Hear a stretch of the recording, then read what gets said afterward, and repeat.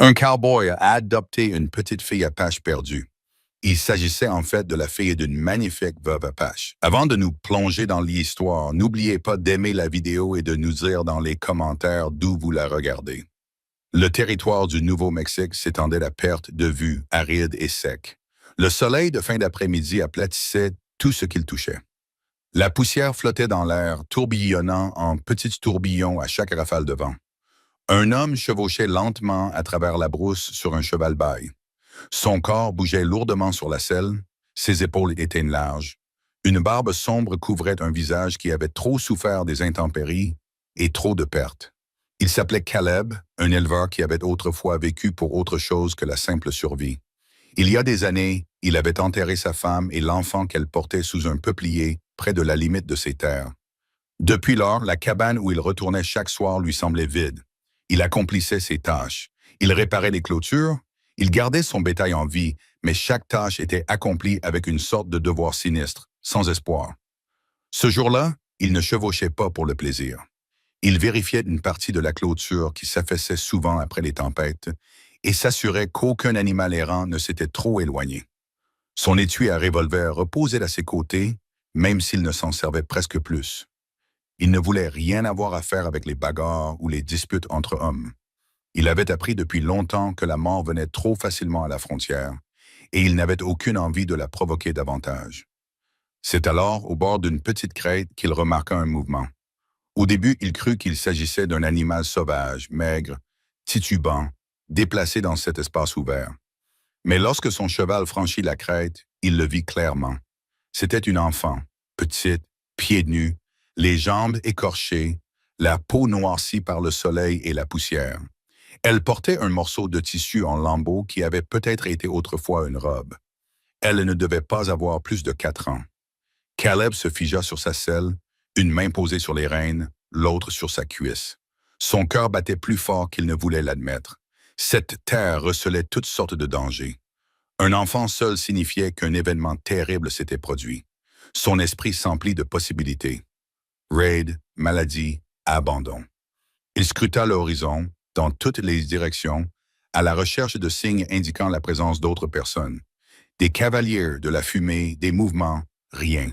Seul un vent sec portait le bruit du souffle de son cheval. La fillette trébucha, manqua de tomber, puis se rattrapa et continua d'avancer sans but. Caleb descendit de sa selle. Ses bottes frappèrent le sol dur, le bruit résonnant dans le silence. Il savait qu'il ne fallait pas se précipiter. Elle tremblait, les yeux écarquillés, les lèvres gercées par la soif. Il leva une main pour lui montrer qu'il n'était pas armé. Doucement, dit-il d'une voix basse et calme. Ce mot ne signifiait peut-être rien pour elle, mais le ton était important. Elle se figea, les pieds plantés comme si elle n'avait nulle part où aller. Caleb sentit son cœur se serrer, non seulement par pitié, mais aussi à cause d'un souvenir. Il y a des années, lorsque des pillards avaient attaqué un village voisin, il avait vu des femmes et des enfants errer comme cela. Le même regard choqué, comme s'ils avaient été coupés de tout ce qui leur était familier. Il détestait se souvenir de cela. Mais le voilà qui revenait sous la forme d'une petite fille. Il s'agenouilla pour se mettre à sa hauteur. Ses yeux, grands, sombres et effrayés, rencontrèrent les siens, mais seulement pendant un instant, avant de se baisser à nouveau.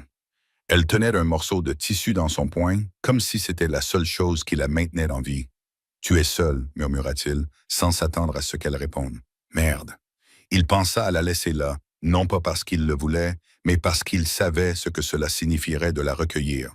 Ou elle n'était pas sous sa responsabilité. La ramener chez lui représentait un danger. Les habitants de la ville n'avaient guère de patience envers les enfants apaches, et si la nouvelle se répandait, il serait lui aussi marqué par leurs préjugés. Mais il savait aussi qu'elle ne survivrait pas une nuit de plus seule en plein air. Les coyotes, les pillards ou le charbon l'emporteraient. Sa décision se confirma. Il ouvrit lentement les bras. Pendant un instant, elle hésita, le corps raide. Puis quelque chose se brisa en elle. Elle trébucha en avant et se pressa contre lui. Son corps était étonnamment léger, ses os saillants sous la peau. Caleb l'enlaça et sentit ses 2 poings agripper sa chemise. Il expira, se stabilisant, sachant qu'il venait de choisir une voie dont il ne pourrait revenir. Il la porta jusqu'au cheval. Elle sursauta lorsque l'animal renifla, mais Caleb murmura doucement à l'oreille de l'enfant et de la bête pour les calmer. Il l'installa sur la selle avant de grimper derrière elle. Son petit dos se pressa contre sa poitrine. Elle ne dit rien, restant immobile, le tissu en lambeaux toujours serré dans ses mains. Il guida le cheval vers la maison, chaque kilomètre lui semblant interminable. Pendant qu'il chevauchait, Caleb réfléchissait intensément. Qui était-elle? D'où venait-elle? Quelqu'un la cherchait-il? La façon dont elle s'accrochait à lui en disait assez. Elle n'avait personne, du moins, plus maintenant. Il se souvenait de la tombe sous le peuplier. Le vide de sa cabane, les longues nuits de silence. Quelque chose en lui changea. Il n'aimait pas à quel point cela lui faisait mal, ni à quel point cela lui rappelait ce qu'il avait perdu. Lorsque la cabane apparut, le soleil était déjà bas, les rondins brillant dans les dernières lueurs du jour. De la fumée s'échappait faiblement de la cheminée. Il mit pied à terre et la porta à l'intérieur, poussant la porte avec son épaule. L'air sentait la fumée de bois et le cuir vieilli. La cabane était petite, avec une pièce principale équipée d'un poêle, d'une table en bois brut et d'un lit poussé contre le mur. Il l'installa sur une couverture pliée près de l'âtre. Elle s'assit sans protester, les jambes repliées, les bras autour d'elle. Caleb versa de l'eau dans une tasse en étain et la lui tendit. Elle la saisit à deux mains et but rapidement jusqu'à ce que l'eau coule sur son menton. Il la laissa faire, mais la ralentit d'une main lorsqu'elle s'étouffa. Il fit bouillir des haricots dans une marmite en fer, en remuant lentement. Quand ils furent tendres, il lui en donna de petites cuillerées. Elle mangea comme si elle n'avait pas vu de nourriture depuis des jours, toussant une fois avant de ralentir. Il resta patient, tenant la cuillère fermement jusqu'à ce que son ventre se calme. Ensuite, il alla vers une étagère et en sortit quelque chose qu'il n'avait pas touché depuis des années, une poupée de chiffon. Sa femme l'avait cousue dans l'espoir de remplir le berceau qui n'avait jamais accueilli d'enfant. Caleb l'avait gardée uniquement parce qu'il ne pouvait se résoudre à la jeter. Maintenant, la lui tendre lui semblait étrange. Comme si elle lui donnait une partie d'elle-même, quelque chose d'inachevé. La jeune fille tendit la main et la saisit, la serrant contre sa poitrine. Sa respiration ralentit, ses épaules se détendirent pour la première fois depuis qu'il l'avait trouvée. Elle se recroquevilla avec la poupée contre la couette, les paupières lourdes. En quelques minutes, elle s'endormit, le crépitement du feu couvrant sa douce respiration. Caleb était assis dans son fauteuil, penché en avant, les mains jointes. Il la regardait, sentant le poids de son choix s'alourdir encore plus qu'auparavant. Il avait voulu vivre seul, loin de tout lien, loin de la douleur. Mais la vie venait de lui offrir quelque chose de différent. Il pensa à l'emmener en ville, mais cela impliquait des questions auxquelles il ne pouvait répondre et des escaliers qu'il ne voulait pas monter. Non, il savait déjà qu'il ne la laisserait pas partir. Il jeta un coup d'œil à la tombe derrière la maison à travers la fenêtre, le monticule à peine visible dans la lumière déclinante. Il se demanda ce que sa femme aurait pensé, ce qu'elle aurait dit d'un enfant dormant près de leur feu. Sa poitrine se serra, mais il laissa cette pensée s'envoler. La fillette bougea une fois, serrant la poupée plus fort, et pour la première fois depuis des années, la cabane ne semblait plus entièrement vide. Le matin se leva, gris, avec un froid léger s'insinuant à travers les fissures des murs de la cabane. Caleb se réveilla tôt, comme toujours, l'habitude de toutes ces années le poussant à se lever avant le soleil. Le feu avait faibli, seuls quelques charbons incandescents brillaient dans le cendrier. Il se leva de la chaise où il avait dormi à demi assis et regarda vers la cheminée. L'enfant était toujours là, recroquevillé, la poupée de chiffon serrée contre sa poitrine. Elle n'avait pas beaucoup bougé pendant la nuit, mais maintenant, sa respiration était régulière et calme. Pour la première fois depuis qu'il l'avait trouvée, elle semblait en sécurité. Il enfila ses bottes et sortit dans la pénombre. Le paysage était calme, à l'exception du léger bruissement des broussailles dans la brise. Son cheval piaffait près du poteau et le bétail près du ruisseau poussait de petits beuglements.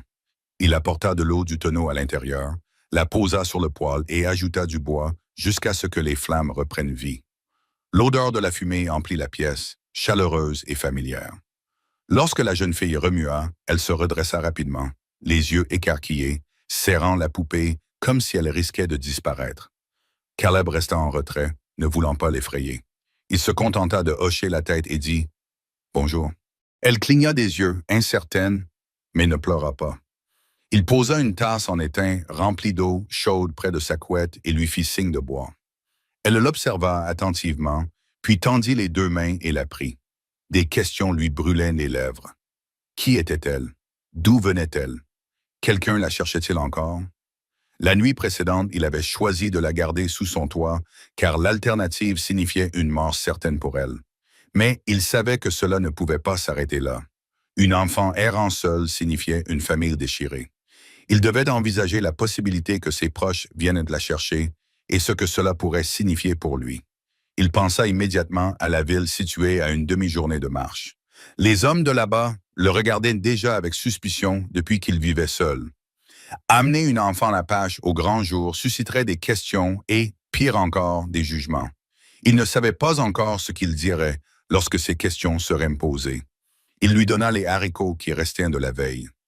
Réchauffée dans la poêle, elle mangea lentement cette fois-ci, le regardant après chaque bouchée comme si elle attendait sa permission. Il remarqua à quel point ses bras étaient maigres, la façon dont ses épaules étaient voûtées par l'épuisement. Elle était déjà une survivante, mais de justesse. Il se souvenait des nuits après les raids où il avait vu des femmes et des enfants dans le même état, à moitié affamés, à moitié brisés, mais s'accrochant encore à la vie. Quelque chose en lui se durcit à nouveau. Il ne la laisserait pas subir ce sort. Après qu'elle eut mangé, il mit son chapeau et sortit dans la cour, lui faisant signe de le suivre. Elle hésita, puis le suivit, serrant la poupée contre elle. Il la conduisit à l'abreuvoir, remplit un petit seau et lui montra comment s'asperger le visage d'eau. Elle l'imita, frissonnant à cause du froid, mais sans se plaindre. Il s'accroupit, lui tendit un chiffon et essuya la saleté sur ses joues. De près, il pouvait voir qu'elle avait des égratignures sur les jawans et un bleu qui s'assombrissait près du genou. Elle ne se déroba pas à son contact, ce qui lui indiqua qu'elle commençait déjà à lui faire confiance. Pendant qu'il s'affairait, ses pensées s'intensifièrent. Il se rendit compte qu'il ne lui avait pas donné de nom par lequel l'appeler, et qu'elle n'avait pas dit un mot. Peut-être ne comprenait-elle pas l'anglais, ou peut-être était-elle simplement trop effrayée. Il se demanda quel nom sa mère lui avait donné et si elle le lui dirait un jour. Il n'insista pas. Le silence était quelque chose qu'il comprenait mieux que la plupart des gens. De retour à l'intérieur, il la fit s'asseoir près de la cheminée et prit son manteau. Il avait du travail à faire. Il fallait surveiller le bétail et s'occuper des clôtures, mais il ne pouvait pas la laisser seule. Pas encore. Il s'agenouilla devant elle et lui fit signe de s'approcher de la couette et du feu. « Reste ici », dit-il lentement en montrant le sol. Elle le regarda avec de grands yeux, serrant la poupée plus fort, mais acquiesça faiblement. Il sella son cheval et fit rapidement le tour de la propriété, le cœur lourd. Chaque ombre lui semblait dangereuse. Chaque bruit lui faisait craindre le retour des pillards. Il connaissait les histoires. Des familles apaches déplacées, des femmes veuves, des enfants volés ou tués. Si cette fille avait été abandonnée après une attaque, alors quelque part, une mère pleurait son enfant. Il y pensa et sentit le poids de cette pensée s'abattre sur lui. Il avait perdu une femme, un enfant à naître, et l'idée d'une femme errant, croyant son petit disparu, lui serrait le cœur. Quand il revint, la porte de la cabane était toujours fermée, de la fumée s'échappait de la cheminée. Il entra et la trouva là où il l'avait laissée, la poupée sur les genoux. Elle le regarda comme pour s'assurer qu'il ne l'avait pas abandonnée. Il lui fit un petit signe de tête et, pour la première fois, il vit ses épaules se détendre. Plus tard dans l'après-midi, il l'installa sous le porche pour qu'elle profite du soleil pendant qu'il coupait du bois à proximité. Chaque coup de hache était lourd, mais ses yeux ne cessaient de se tourner vers elle. Elle était assise immobile, les jambes repliées contre sa poitrine, mais ses yeux bougeaient constamment, scrutant le terrain, attentifs au moindre bruit. C'était le regard de quelqu'un qui s'attendait à un danger à chaque instant. Caleb sentit la colère monter en lui, pas contre elle, mais contre les hommes qui l'avaient laissée ainsi. Elle n'était qu'une enfant, mais elle portait le poids de la peur comme si elle l'avait vécu pendant des années. Ce soir-là, alors que le ciel devenait orange, il s'assit à table en face d'elle. Il coupa le pain en deux et lui en tendit un morceau. Leurs mains se touchèrent brièvement, et il sentit ses petits doigts se crisper avant de se retirer. Il fut frappé par le sentiment naturel qu'il éprouvait à partager à nouveau un repas à cette vieille table. Pendant des années, il avait mangé seul, la chaise en face de lui vide. Maintenant, même dans ce silence, il avait de la compagnie tandis que le feu brûlait cette nuit-là. Caleb se pencha en arrière sur sa chaise, la fillette endormie une fois de plus sur la couette. Il pensa à la tombe à l'extérieur et à la femme qui y reposait. Il s'était promis de ne plus jamais ouvrir son cœur, de ne plus jamais porter le poids d'une autre âme qui dépendait de lui. Mais voilà, les circonstances l'y avaient contraint, et il ne pouvait nier qu'il avait déjà fait son choix. La fillette n'irait nulle part. Pourtant, il connaissait la vérité. Si elle avait une mère, cette mère viendrait, et quand elle viendrait, Caleb devrait faire face à tout ce qui l'accompagnerait. Il ne savait pas encore si cela apporterait la paix ou davantage de chagrin. Tout ce qu'il savait, c'est qu'il ne pouvait pas s'en aller. Il avait recueilli cet enfant, et quelles que soient les questions qui se poseraient, il resterait fidèle à ce choix. Cette nuit-là, alors que le vent du désert soufflait contre les murs de la cabane, Caleb Roar ressentit quelque chose qu'il n'avait pas ressenti depuis des années. Un sentiment de responsabilité lié non seulement au devoir, mais à quelque chose de plus profond. Il ne l'appelait pas espoir. Il n'était pas prêt pour cela, mais il le ressentait tout de même, et cela le tint éveillé longtemps dans la nuit. Le lendemain, un vent violent balaya la brousse, le genre de bruit qui porte loin et fait craquer les murs de la cabane. Caleb sortit avant le lever du soleil, scrutant l'horizon comme il le faisait toujours. Mais cette fois, il regardait avec une prudence accrue. L'enfant était à l'intérieur, encore endormi, serrant sa poupée contre elle. Il appréhendait de la laisser seule, même pour quelques minutes, mais le bétail avait besoin de soins. Il se dépêcha, alla chercher de l'eau, vérifia l'enclos, tout en tournant en boucle dans sa tête les mêmes questions. Qui l'avait abandonné? Où était sa famille? Et surtout, quelqu'un la cherchait-il?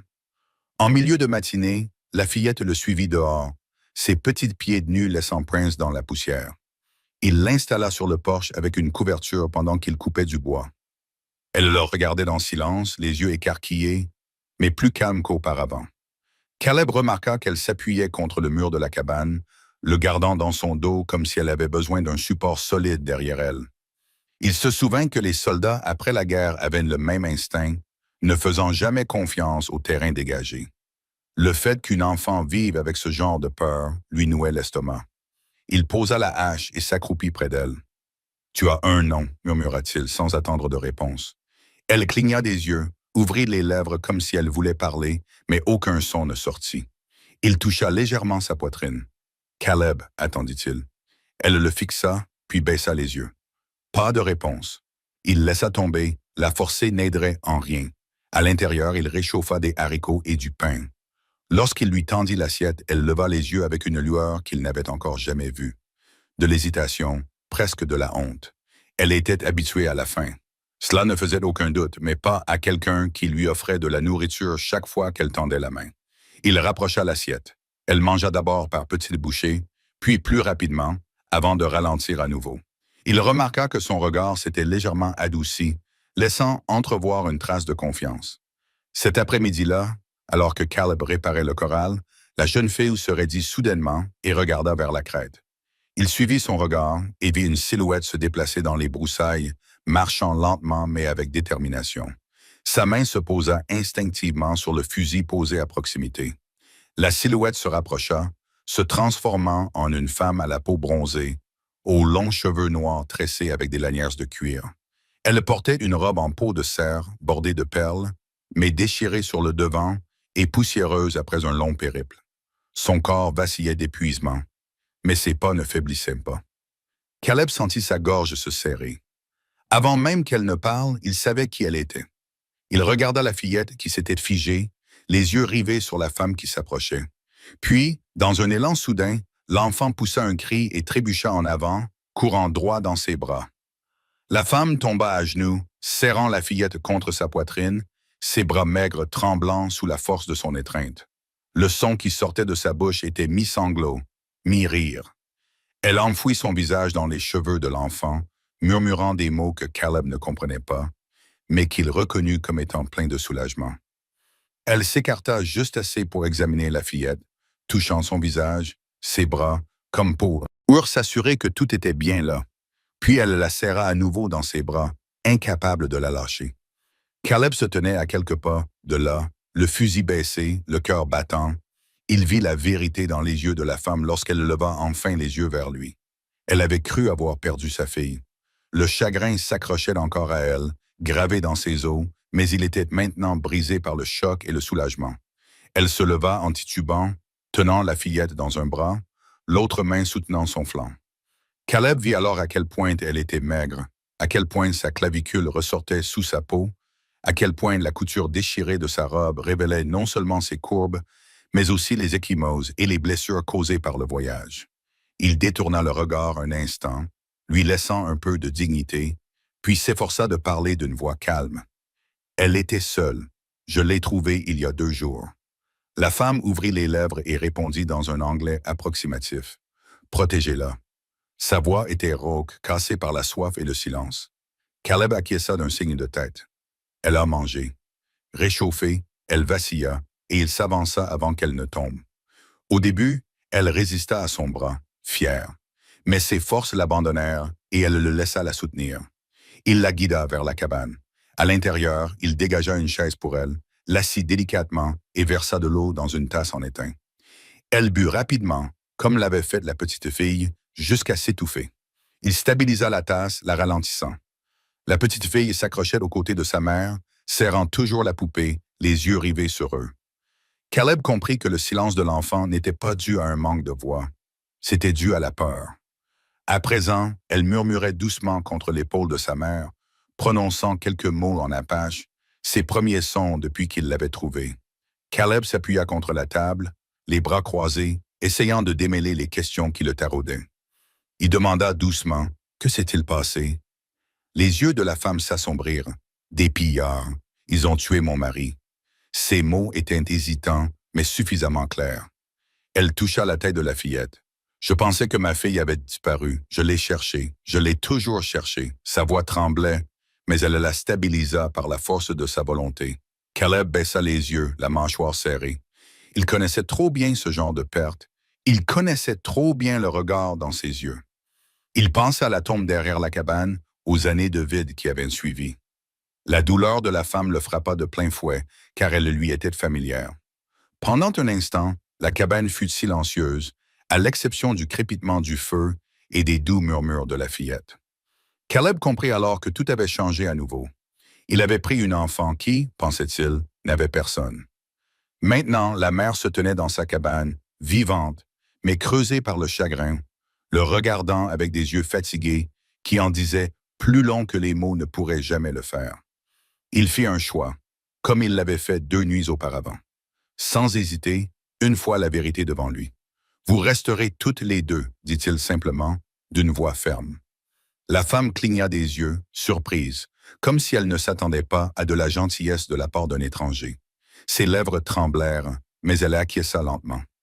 La fillette se blottit contre elle, réconfortée, mais ses yeux continuaient de se poser sur Caleb, non pas avec crainte cette fois, mais avec reconnaissance. Cette nuit-là, la cabane abrita 3 personnes au lieu de 2. La petite fille dormait entre eux sur la couette, le bras de sa mère autour d'elle, tandis que Caleb était assis près du feu, silencieux, vigilant. Il pensait à la rapidité avec laquelle son monde avait changé, à la façon dont il était passé de plusieurs années de solitude à cette situation, avec 2 vies désormais liées à la sienne. Et même si le poids de cette responsabilité lui semblait lourd, il ressentait autre chose en dessous, quelque chose qu'il ne s'était pas autorisé depuis des années. Le sentiment que la cabane n'était plus seulement un lieu de survie, mais le début de quelque chose qu'il n'osait pas encore nommer. Le premier matin avec la veuve dans sa cabane fut tendu et calme. Caleb se réveilla avant l'aube, comme il le faisait toujours, et se surprit à écouter le faible bruit de la respiration de la femme qui était allongée près de la cheminée avec sa fille. L'enfant dormait blotti contre la poitrine de sa mère, la poupée de chiffon coincée entre elles. Les voir ensemble, la fille qui n'était plus seule, la femme qui n'errait plus, provoqua chez Caleb une émotion qu'il n'avait pas prévue. Pendant des années, sa cabane avait été remplie de silence. Mais maintenant, 2 respirations douces et régulières embaumaient la pièce. Il enfila ses bottes et sortit, ayant besoin de l'air froid pour s'éclaircir les idées. La terre était immobile, l'horizon baigné d'une lumière pâle. Il nourrit le cheval, alla chercher de l'eau et vérifia le corral, mais son esprit restait dans la cabane. Il se demandait si elle allait bientôt partir, si elle avait des proches chez qui retourner, ou si elle allait rester. La question le taraudait, car il savait ce que les gens de la ville diraient s'ils la voyaient ici. Une femme apache vivant sous son toit attirerait les regards, les commérages et probablement des ennuis. Mais il savait aussi qu'elle n'avait nulle part où aller. Pas maintenant. Et à vrai dire, il ne voulait pas qu'elle parte. Il avait vu la façon dont elle tenait son enfant la nuit précédente, tremblant de soulagement. Il comprenait ce que signifiait perdre, puis retrouver quelque chose de précieux. Quand il rentra, elle était réveillée. Elle s'assit lentement, ses cheveux détachés de leurs tresses tombant en vagues sombres sur ses épaules. Sa robe était toujours déchirée à la couture, plongeant profondément sur sa poitrine, mais elle semblait trop épuisée pour s'en soucier. Elle le regarda d'abord avec lassitude, incertaine de ses intentions, puis baissa les yeux vers sa fille, qui remua mais ne se réveilla pas.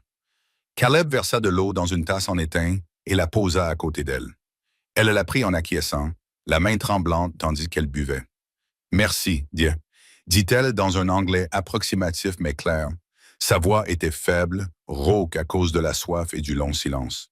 Il approcha une chaise du feu et s'assit en face d'elle. Il savait qu'il y avait des choses non dites qui nécessitaient des réponses, des choses que n'importe qui observant cette scène se demanderait. Il posa la question avec douceur. « Vous avez de la famille ?» Elle secoua la tête, les yeux baissés. « Non, seulement un mari. Il est parti. » Sa voix se brisa, mais elle s'efforça de rester calme. Elle posa sa main sur les cheveux de sa fille. Il n'y a plus qu'elle maintenant. Caleb se pencha en arrière, se frottant la mâchoire. La vérité était claire. Elle n'avait personne d'autre.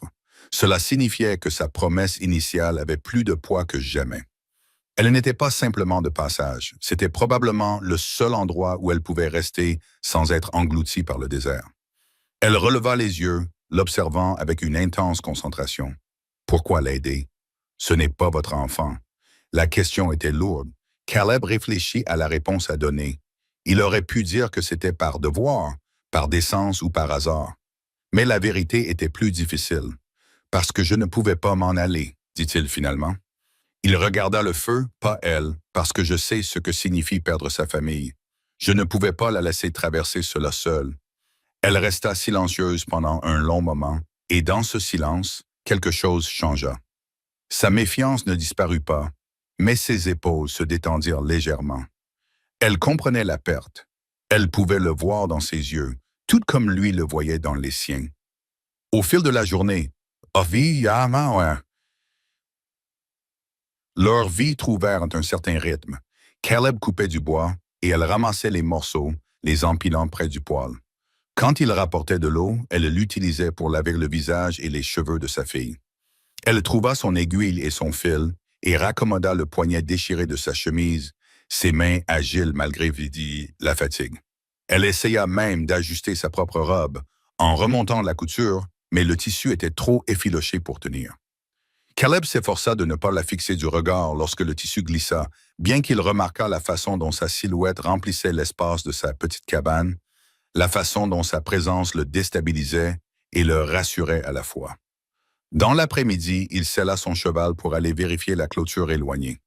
Il hésita avant de partir, puis désigna le loquet de la porte. « Restez à l'intérieur et criez si vous entendez quelque chose. » Elle acquiesça en serrant sa fille contre elle. Quand il revint quelques heures plus tard, elles étaient toujours là, la fillette endormie, la femme assise dans le fauteuil près du feu. Elle leva les yeux vers lui quand il entra, sans surprise, juste attentive. Il comprit alors qu'elle lui faisait suffisamment confiance pour ne pas s'enfuir. Ce soir-là, ils mangèrent tous les trois ensemble à table. Kayla rompit le pain et lui en tendit un morceau. Leurs doigts se frôlèrent et elle ne se retira pas immédiatement. Elle déchira le pain en petits morceaux, donna la première bouchée à sa fille, puis mangea elle-même. Pendant un instant, la cabane lui sembla être ce qu'elle n'avait pas été depuis des années, un foyer. Après que la petite fille se fut endormie, Caleb s'assit sur sa chaise tandis que la veuve se reposait sur la couette. La lumière du feu éclairait son visage, fatigué mais fort. Elle le regarda et dit doucement, « Tu es seul depuis longtemps. » Il acquiesça d'un signe de tête. Depuis la mort de sa femme, ces mots étaient difficiles à prononcer.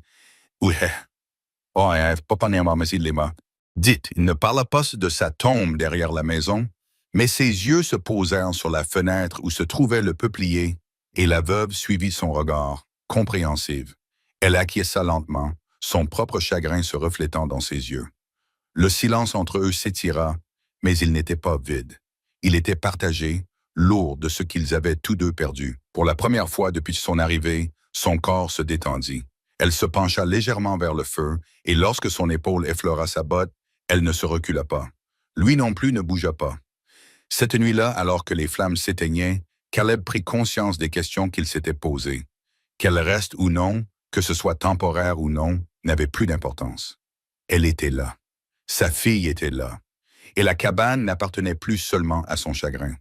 Elle appartenait à quelque chose de nouveau, de fragile mais de réel. Et même s'il ne le disait pas à voix haute, il connaissait la vérité.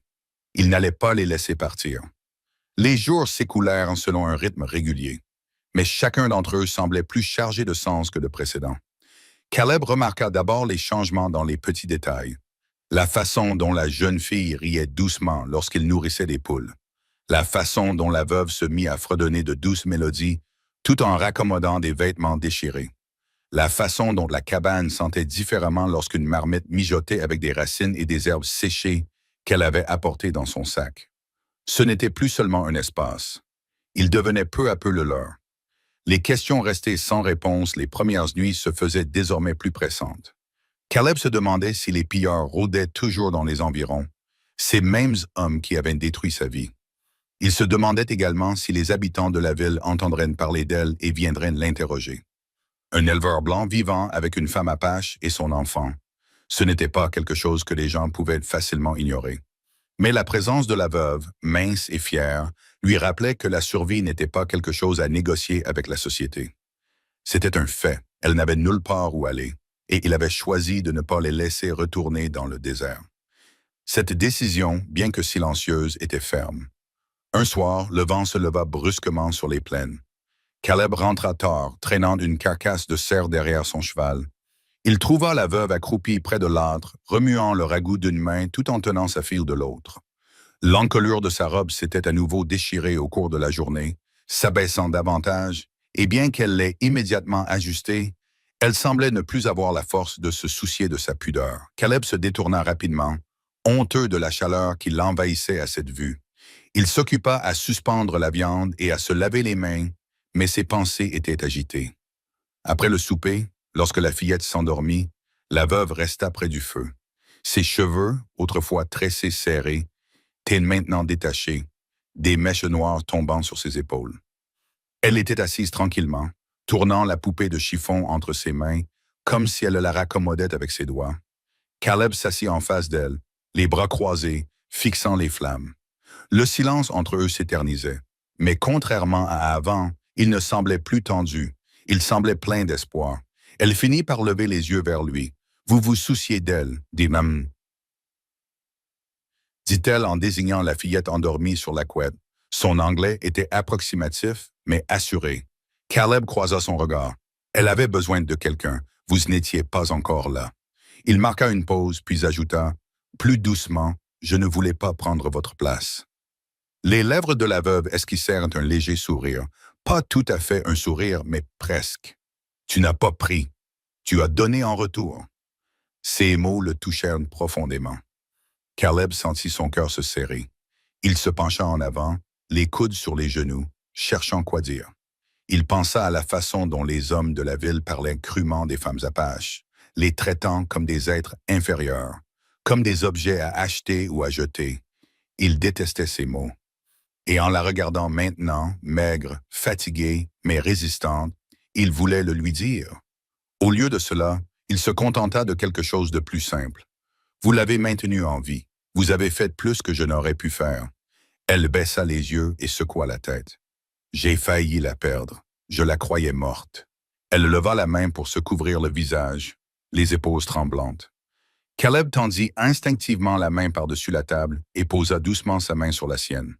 Sa peau était chaude, rugueuse à cause du voyage, mais douce sous sa paume cailleuse. Elle ne la retira pas pendant un long moment. Ils restèrent ainsi, sa main couvrant la sienne, le feu crépitant entre eux. Puis elle expira, se stabilisant, et laissa sa main tourner légèrement, ses doigts effleurant les siens.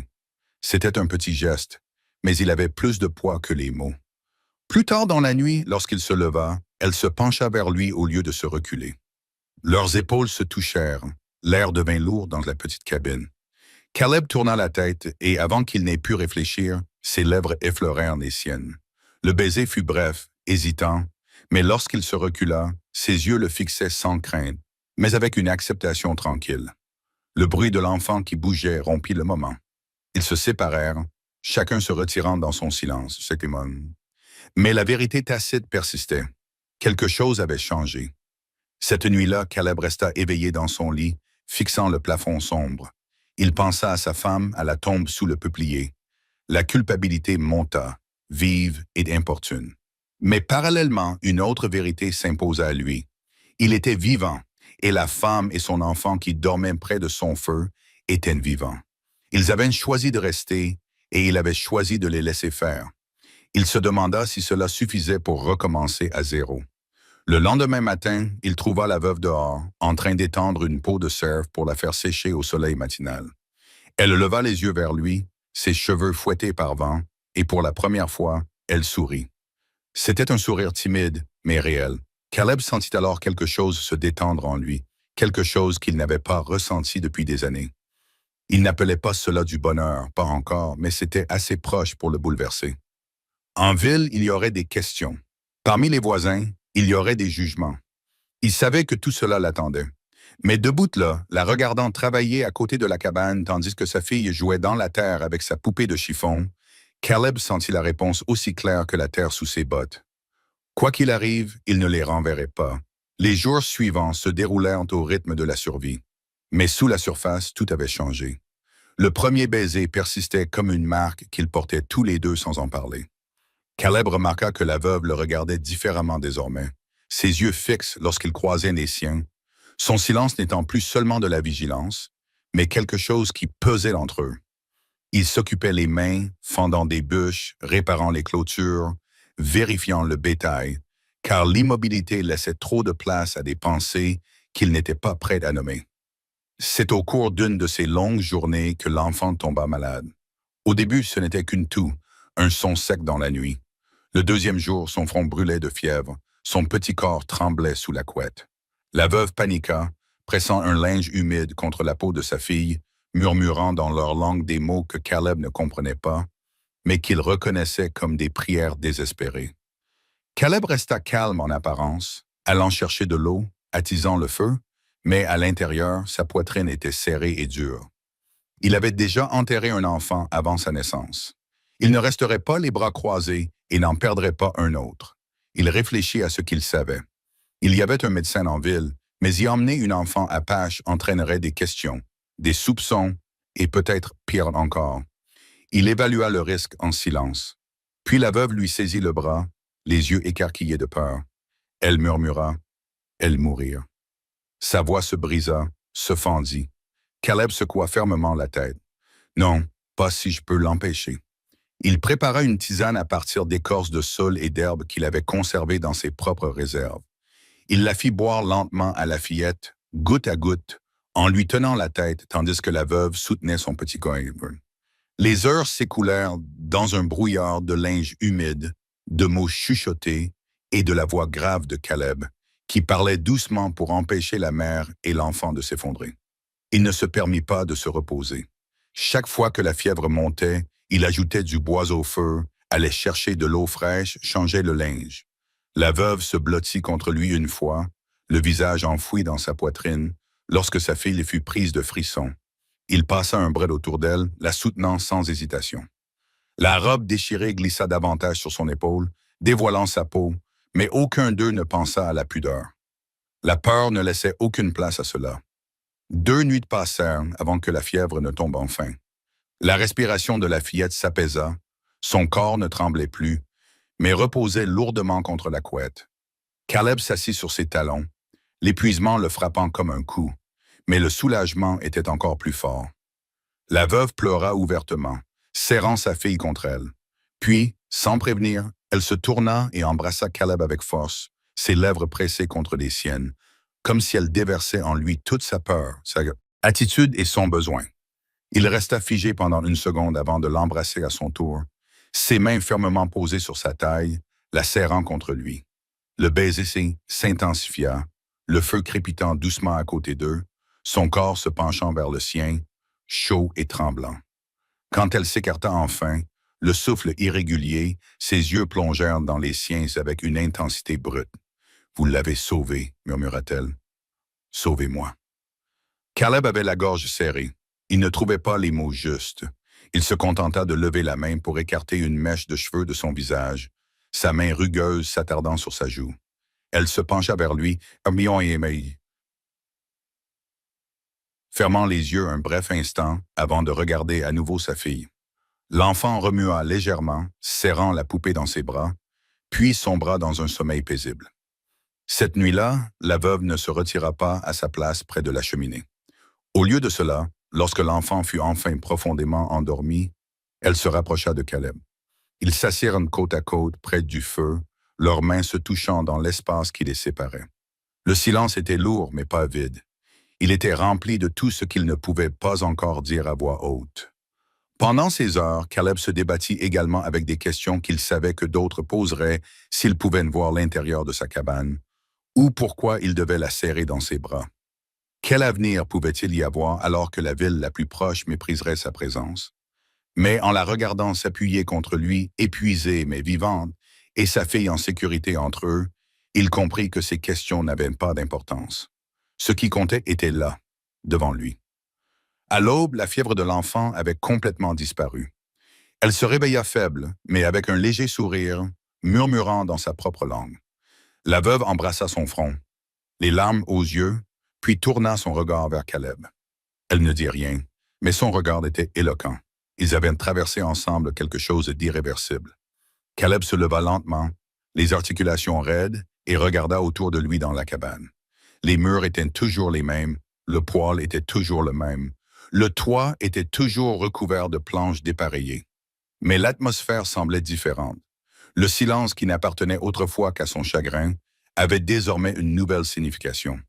Le sien, celui de l'enfant et sa propre volonté de rester liés aux deux. Plus tard, alors qu'il coupait du bois, Caleb pensa à la tombe sous le peuplier et se demanda si sa femme lui pardonnerait d'avoir laissé quelqu'un d'autre entrer dans son cœur. Il ne connaissait pas la réponse, mais il savait une chose. La vie avait fait son retour dans sa cabane et il n'était plus un homme capable de prétendre le contraire. Alors qu'il rapportait le bois à l'intérieur, la veuve lui jeta un coup d'œil. Les yeux fatigués mais déterminés, les lèvres légèrement incurvées. Elle tendit la main vers la marmite pour remuer le ragoût. Sa robe déchirée glissant lorsqu'elle se pencha, mais cette fois-ci, elle ne la remit pas en place précipitamment. Le regard de Caleb s'attarda un instant de plus qu'auparavant, puis il se reporta sur le feu. Il sentit naître en lui quelque chose qu'il n'avait pas laissé s'exprimer depuis des années. Du désir, certes, mais aussi la forme fragile d'un avenir qui se dessinait en silence. La cabane avait survécu à la tempête de fièvre. Désormais, elle représentait plus que la survie. Elle représentait le début d'un sentiment d'appartenance. La fièvre était passée, et avec elle la peur constante de perdre l'enfant. Mais Caleb savait que d'autres dangers l'attendaient au-delà des murs de sa cabane. À l'intérieur, pendant un court instant, tout semblait stable. La veuve se déplaçait plus facilement dans le petit espace. Ne le regardant plus avec suspicion à chaque instant, elle entretenait le feu, préparait les repas avec le peu qu'il chassait et commençait à réparer les coutures de sa robe et les couvertures qui s'étaient effilochées. Le rire de la fillette était revenu, d'abord doux, puis plus franc, résonnant dans la cabane comme quelque chose qui avait longtemps manqué. Caleb se surprenait à s'arrêter pendant ses tâches juste pour l'écouter. Mais des regards extérieurs se posaient sur eux, et il le savait. La terre n'était pas vide. Des éleveurs, des commerçants et des chasseurs passaient par là, et les nouvelles allaient vite. Si quelqu'un voyait une femme apache et son enfant vivre dans sa cabane, des questions suivraient. Les questions mènent au jugement, et le jugement ici pouvait devenir dangereux. Pourtant, quand il regardait la femme assise près de son foyer, sa fille blottie contre elle, il ressentait la même décision qu'il avait prise la première nuit. Il ne les renverrait pas. La première épreuve survint lorsqu'un traître arriva à cheval tard un matin. Caleb était sorti chercher de l'eau au ruisseau lorsqu'un homme apparut, suivi d'une mule chargée de sacs de céréales. Le traître, un homme maigre au visage anguleux, salua Caleb avec aisance, mais son regard se porta rapidement vers la porte de la cabane lorsque la veuve sortit pour aller chercher du bois. Elle portait le fagot contre sa poitrine, sa robe était toujours déchirée au niveau du décolleté malgré ses tentatives pour la raccommoder, et sa peau bronzée brillait sous le soleil éclatant. Le traître plissa les yeux. « C'est la tienne ?»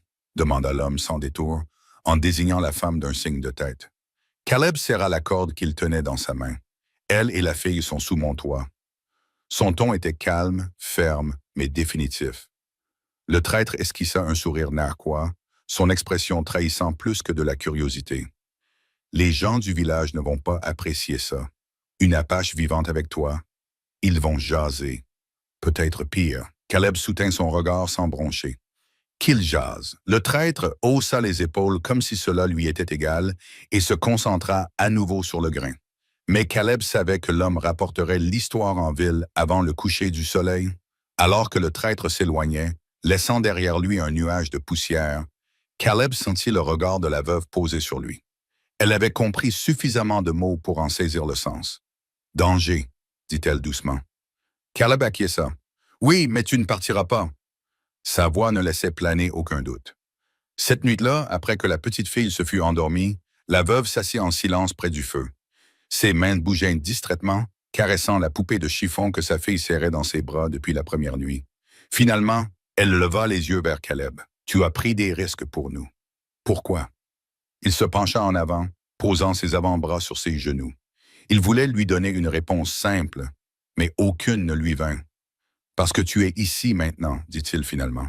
Parce que j'ai déjà assez perdu, et je ne perdrai pas davantage si je peux l'empêcher. » Ses yeux brillaient à la lueur du feu. Elle ne dit rien de plus, mais la façon dont sa main traversa le petit espace qui les séparait pour effleurer brièvement la sienne en disait assez long. Les jours suivants confirmèrent les craintes de Caleb. 2 éleveurs passèrent alors qu'ils travaillaient dans le corral. Ils le saluèrent, mais leurs yeux s'attardèrent sur la femme qui étendait du linge près de la cabane. Leur sourire avait une acuité qui lui déplaisait. L'un d'eux marmonna quelque chose entre ses dents. Caleb comprit le mot et sentit une vague de chaleur lui envahir la poitrine. Il ne les affronta pas sur le moment, mais le message était clair. La rumeur se répandait et elle n'était pas tendre. À l'intérieur de la cabane, la veuve était de plus en plus consciente de l'escalier. Elle commença à verrouiller la porte lorsque Caleb était absent, sa fille est toujours à ses côtés. Elle continuait néanmoins à se comporter avec dignité. Elle ne se dérobait pas au travail et ne détournait pas les yeux de Caleb. Au contraire, les rumeurs extérieures ne semblaient que renforcer le lien qui se formait entre eux. Ils devaient se faire confiance s'ils voulaient affronter ce qui les attendait. Un soir, après une autre longue journée de travail et de vigilance, Caleb s'assit à la table en face d'elle. La fillette dormait près du feu. Les cheveux de la veuve s'étaient défaits de leurs tresses et tombaient en mèches tombeuses sur ses épaules. Sa robe, usée mais toujours solide, moulait son corps et soulignait ses courbes. Caleb se força à détourner le regard, mais elle le remarqua. Elle ne dit rien, laissant le silence s'installer entre eux jusqu'à ce qu'elle murmure finalement « Tu penses à elle ». Et elle fit un signe de tête vers la tombe à l'extérieur. Ces mots le prirent au dépourvu. Il suivit de son regard vers la fenêtre et le peuplier. Le monticule en dessous était à peine visible dans la pénombre, mais il pouvait le voir aussi clairement que s'il avait été creusé la veille. Chaque jour, admit-il d'une voix rauque et tremblante, je pense à ce que j'ai perdu, à ce que je pensais ne jamais retrouver. Le regard de la veuve s'adoucit. Elle se pencha vers lui par-dessus la table. Maintenant, tu l'as. Elle désigna sa fille. Une famille. Caleb sentit le poids de ces mots le toucher profondément. Le silence s'épaissit, rempli d'une vérité qu'aucun d'eux ne pouvait nier. Lentement, presque sans y penser, il tendit la main par-dessus la table. Elle vint à sa rencontre, leurs doigts s'entrelacèrent, non pas timidement cette fois, mais avec certitude. Cette nuit-là, pour la première fois, elle rapprocha sa couche de sa chaise près du feu. Ils n'en parlèrent pas, et lorsque la petite fille remua dans son sommeil, ils se tournèrent tous deux vers elle avec le même instinct tranquille. Mais lorsque le silence revint dans la cabane, la veuve posa sa tête contre l'épaule de Caleb, et il passa son bras autour d'elle, la serrant contre lui tandis que le feu s'éteignait peu à peu. Il sut alors que quelle que soit la tempête que le monde extérieur leur réservait, ils étaient désormais liés non seulement par la survie, mais aussi par choix. Ils ne resteraient pas à l'écart. La veuve et sa fille n'étaient plus des invités. Elles étaient sa famille, et quoi qu'il arrive, il y ferait face avec elles.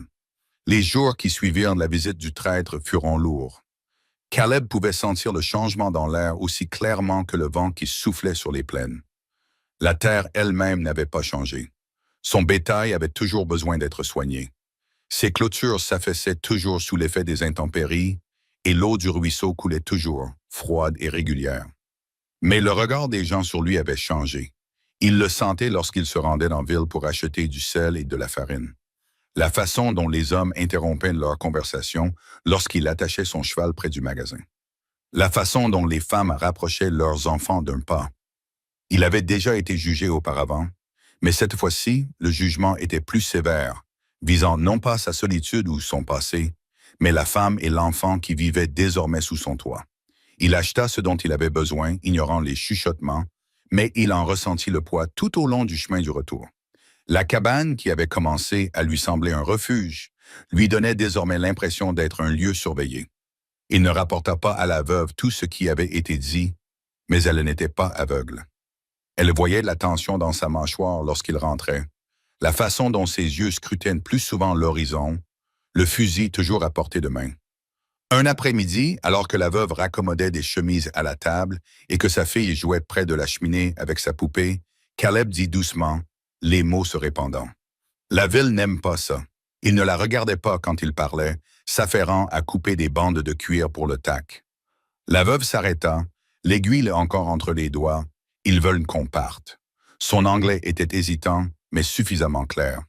Caleb croisa alors son regard, ferme. Certains le souhaitent peut-être, mais cela n'arrivera pas. Elle l'étudia, cherchant des failles dans sa détermination.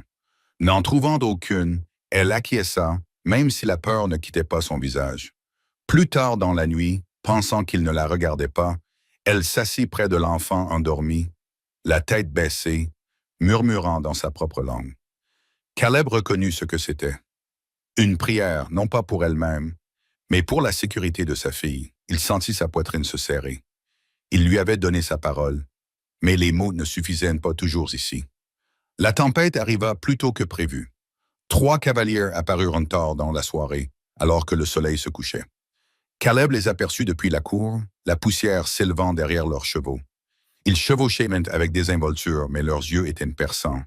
Il reconnut 2 d'entre eux, les mêmes éleveurs qui avaient murmuré entre eux auparavant.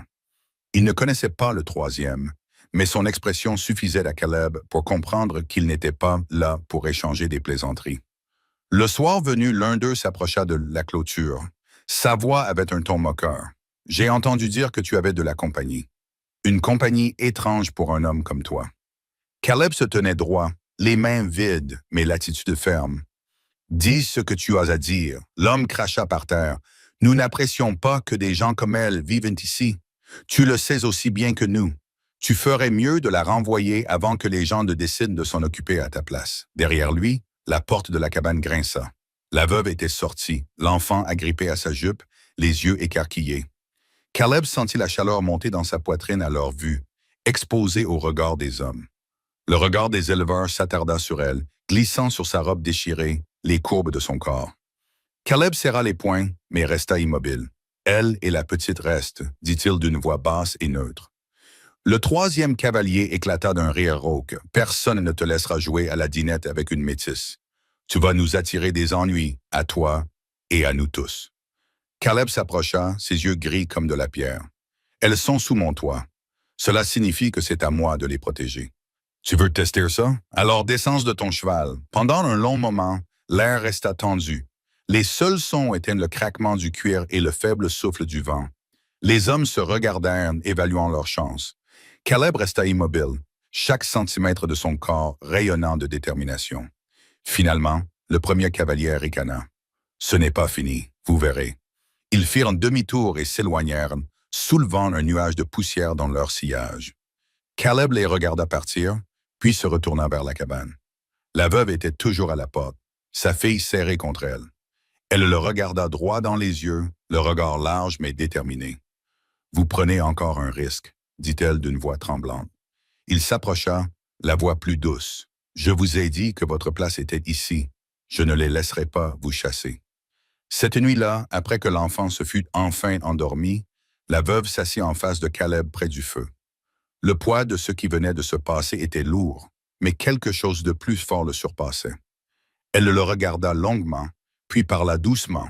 « Vous vous battez pour nous-mêmes quand c'est dangereux. » « Pourquoi? » Caleb se pencha en avant, la voix basse sans croyer. « Parce que j'ai déjà enterré trop de choses. Je ne t'enterrerai pas toi aussi. » Sa mâchoire se crispa, mais son regard resta inébranlable. « Parce que tu n'es pas juste de passage. Toi et la petite, vous êtes à moi maintenant, que cela plaise ou non au monde. » Les yeux de la veuve brillèrent. Lentement, elle se leva de son siège et traversa le petit espace qui les séparait. Elle s'agenouilla près de sa chaise, posant sa main sur son bras. Pendant un instant, aucun des deux ne bougea, la lumière du feu vacillant sur leur visage. Puis elle se pencha, ses lèvres effleurant les siennes. Le baiser fut d'abord doux, hésitant, mais lorsque la main de Caleb se leva pour lui caresser la joue, elle se pressa contre lui, son corps se penchant vers le sien. Ce n'était pas un baiser né de la peur ou du désespoir cette fois-ci. C'était un choix. Lorsqu'ils se séparèrent, son front reposait contre le sien, son souffle chaud. « Nous restons, » murmura-t-elle. Caleb ferma brièvement les yeux, laissant la vérité s'imposer à lui. Il avait affronté la mort, la perte et le silence pendant des années. Mais cet acte de rester, de se choisir l'un l'autre face à tout, était la chose la plus difficile et la plus vraie qu'il ait jamais faite.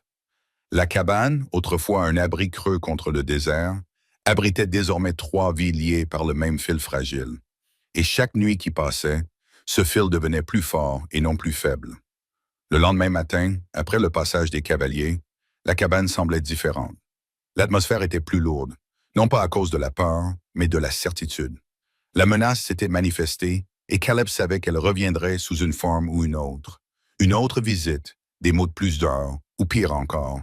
Mais il savait aussi qu'il avait clairement tracé la ligne et qu'il n'y avait pas de retour en arrière possible. La veuve et sa fille étaient désormais sous sa responsabilité, non par accident, mais par choix. Il l'avait dit à voix haute et il le pensait vraiment. La veuve se déplaçait plus silencieusement ce matin-là, sa fille s'accrochant à ses jupes, vigilante après la tension de la nuit précédente. Caleb emporta son fusil avec lui lorsqu'il alla vérifier les clôtures, ses yeux scrutant l'horizon plus souvent. Il ne cherchait pas du gibier, il cherchait des hommes. Il n'en trouva aucun, seulement une terre vide s'étendant à perte de vue. Mais le silence de la prairie ne lui semblait plus réconfortant. Il lui donnait l'impression d'attendre. À son retour, il trouva la veuve dehors, en train de suspendre des morceaux de viande de cerf sur un séchoir. La couture déchirée de sa robe flottait au vent, ses cheveux captant la lumière du soleil en mèches sombres. Elle lui lança un regard différent de celui qu'elle lui avait lancé auparavant. Ce n'était plus seulement du soulagement, ni seulement de la gratitude, mais aussi de la confiance. La fillette était assise dans la poussière, dessinant des formes dans la terre avec un bâton, fredonnant doucement. Cette vision frappa Caleb plus qu'il ne l'aurait cru. Après tout ce qui s'était passé, la vie continuait. Ce soir-là, alors que le feu s'éteignait et que la fillette dormait sur sa couette, la veuve s'assit plus près que d'habitude. Elle ne parla pas tout de suite, se contentant de le regarder, les yeux reflétant les flammes. Finalement, elle dit « Nous sommes en sécurité ici ». Sa voix était calme, mais ses mots avaient un poids certain. Caleb prit un long moment avant de répondre. Il regarda l'enfant, puis sa mère. « Assez en sécurité? Non pas parce qu'il n'y a pas de danger, mais parce que je me tiendrai entre vous et lui. » Elle acquiesça lentement, et pour la première fois, sa main se tendit sans hésitation. Elle la posa sur son genou, son toucher était ferme. « Alors nous restons. » C'était la première fois qu'elle exprimait sa décision à haute voix, et l'entendre fit remonter en lui quelque chose qui était enfoui depuis des années. Il avait vécu si longtemps dans le silence et le chagrin. Il avait oublié ce que c'était que d'avoir un avenir. Maintenant, alors qu'elle était assise à côté de lui, sa fille respirant doucement près du feu, il sentait le poids de l'appartenance revenir. Les jours qui suivirent n'apportèrent ni nouveaux cavaliers, ni menaces, seulement le rythme régulier de la survie. Caleb chassait, coupait du bois, réparait les clôtures. La veuve cuisinait, coussait et s'occupait de sa fille. Un matin, sans y penser, la petite fille se mit à l'appeler « papa », sa petite voix résonnant dans toute la cabane. Caleb se figea. Ces mots le touchèrent profondément. La veuve les entendit aussi. Les larmes lui montèrent aux yeux, mais elle ne dit rien. Elle n'avait pas besoin de parler. La vérité était évidente. La cabane elle-même commença à changer. La veuve balayait le sol chaque jour, disposait des fleurs dans un pot en étain près de la fenêtre, raccommodait de vieilles couvertures. Caleb construisit un deuxième lit à partir de bois de récupération, le plaçant à côté du sien afin que l'enfant ne dorme plus près de la cheminée. Il se surprit un jour à se tenir dans l'embrasure de la porte, réalisant que cet endroit ne lui semblait plus être le reflet de son chagrin. Cela ressemblait à nouveau à un foyer. Mais des questions subsistaient, des questions que quiconque écoutait leur histoire se poserait. Caleb allait-il continuer à les cacher à la ville pour toujours? La veuve serait-elle un jour considérée comme autre chose qu'un fardeau aux yeux des autres? Caleb réfléchissait souvent à ces questions, pesant son passé contre son présent. Il décida tranquillement, fermement, qu'il se moquait de ce que pensait la ville. Il avait perdu une femme, un enfant à naître, et il ne laisserait pas la peur du jugement des autres lui voler cette seconde chance. Une nuit, alors que le vent faisait vibrer les murs, la veuve s'assit près de lui, sa fille déjà endormie. Elle se tourna vers Caleb, le regard fixe. « Tu as beaucoup perdu, » dit-elle doucement. « Mais maintenant, tu nous as. » Il déglutit, la gorge serrée. « C'est vrai. » Il lui prit la main et la serra fermement. « Et je ne la lâcherai pas. » Elle se pencha alors vers lui et ses lèvres rencontrèrent les siennes dans un baiser qui n'était plus hésitant, qui n'était plus né de la peur ou du soulagement. Il était délibéré, certain. Caleb la serra contre lui, ses bras l'enlaçant, son corps pressé contre le sien, comme si aucun d'eux ne devait plus jamais être seul. Quand ils se séparèrent enfin, elle posa sa tête contre sa poitrine. Et pour la première fois depuis des années, Caleb ressentit une profonde paix. Le printemps suivant, la terre reverdit après le long froid. Caleb travaillait dans les champs tandis que la veuve plantait des herbes près du mur de la cabane. La petite fille courait pieds nus dans la cour, son rire porté par le vent. Un après-midi, Caleb sculpta une petite figurine en bois, deux grandes silhouettes et une plus petite entre elles, leurs mains jointes. Il s'assit sur la table sans un mot. Quand la veuve la vit, elle posa sa main sur la sienne, les yeux brillants de larmes qu'elle ne cherchait pas à cacher. Cette nuit-là, alors que l'enfant dormait dans la pièce voisine, la veuve lui murmura dans un anglais approximatif « Nous sommes une famille ». Caleb l'embrassa longuement, la voix basse contre son oreille.